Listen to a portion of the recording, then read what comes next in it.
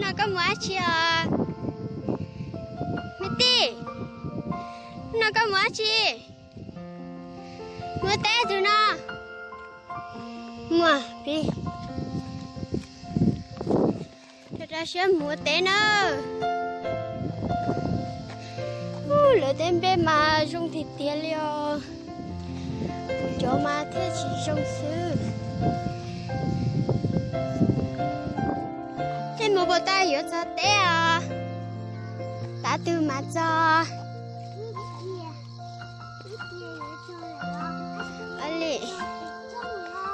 Ali anh ấy nung là nên mua chỉ bé trống nào mua nhiều nhiêu là muốn thua bác cứ mua nhiều nhiêu nãy giờ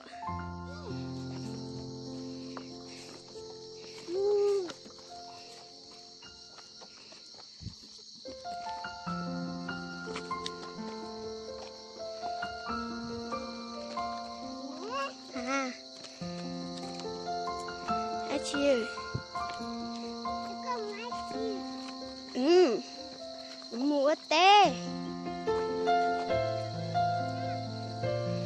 mua té họ nên mua nhung nè giờ nên mua chờ tụi nhung à ít tụi giờ lên từ từ ít tụi giờ lên từ từ giờ thật ra sẽ mua nhiều nữa mua cái kia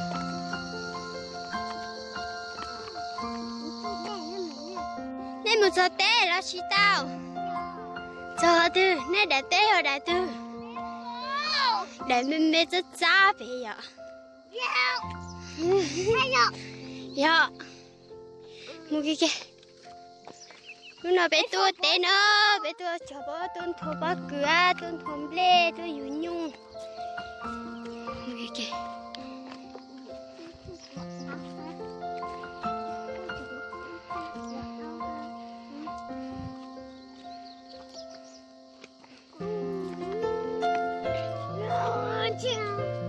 mẹ con cảm ơn anh chỉ cũng mặn lại cho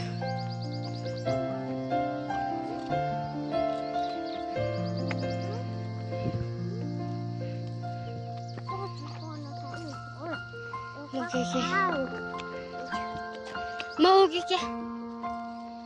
mua cái kia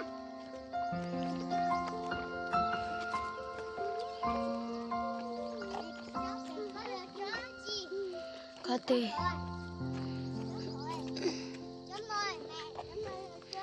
bé trộm lấy chè rong đi nó sữa lỡ thứ chỉ rong đi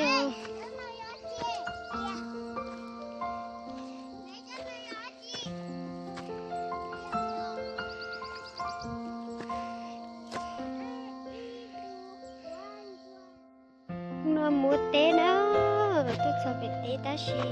chồng cũ em thì sao té đây có tụi mình nhỏ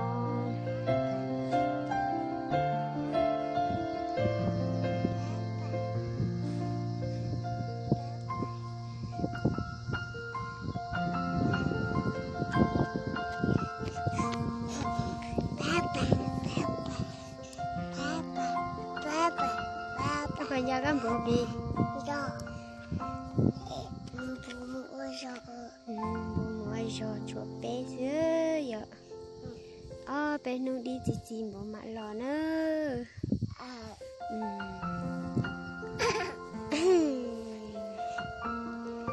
các bạn cho các bộ quần tao nè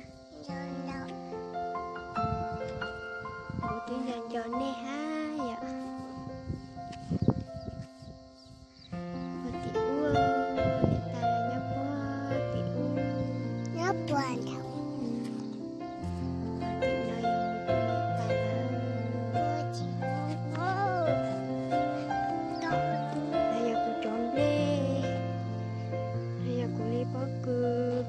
chỉ có lo li cá nó xứ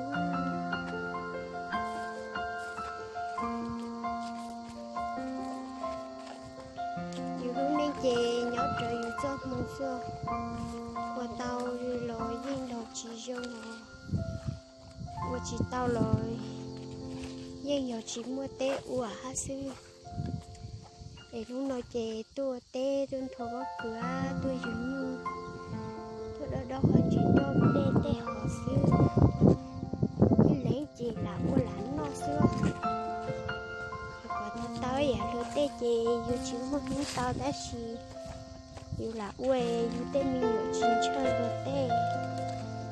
Nó in tụ cả in tụ sư. Lúc nên tao xế lời nên cũng muốn lên từng cho. Chỉ chọn chờ nữa nên tao xế mà vẫn nó tao xế đã nữa. Cứ hành lời nhưng chỉ lo nó họ. Giờ chỉ cứ lời nhưng chỉ lo nó, chỉ cứ lời nhưng chỉ lo nó lên đã nữa. Tế nơi uống nhưng chỉ phán cho hả ta chỉ bố cứ nhưng chỉ trong điều. Blé lò blé nhưng chỉ trong điều, dù tên blé chém blé á đa sẽ chỉ trong điều.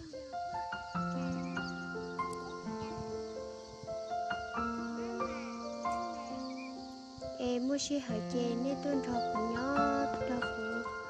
tôi té nung tôi phụ cho nên muốn chỉ bé ta xíu.